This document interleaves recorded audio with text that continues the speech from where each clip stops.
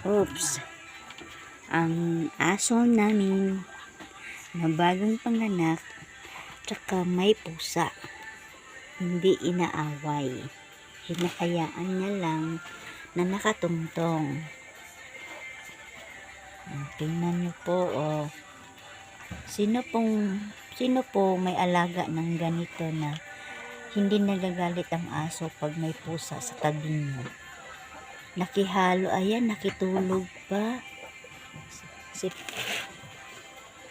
Nakitulog pa ang pusa.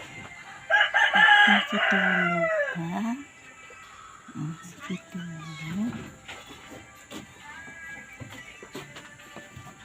Hindi po nakitulog, kawawa. Ayan po. Inisip niya tuloy na mama niya. Nakakatuwa pag masdan.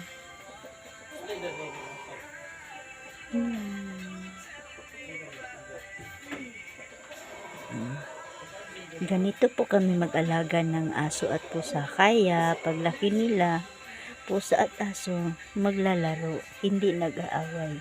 Nagmamahalan po sila.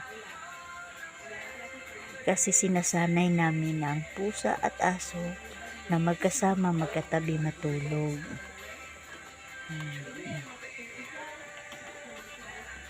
Ayan po.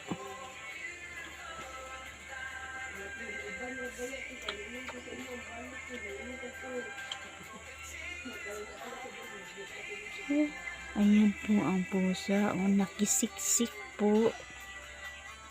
Giniginaw po daw siya. Ayan.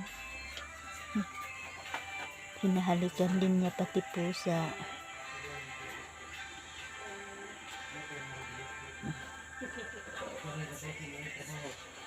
Ayan po. Isa na po. Anak ko. Tulog na tulog.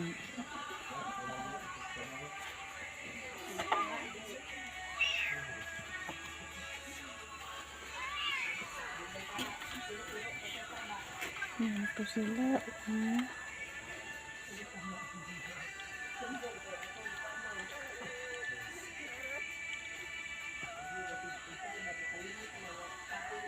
po. Ang cute ng pagmasdan.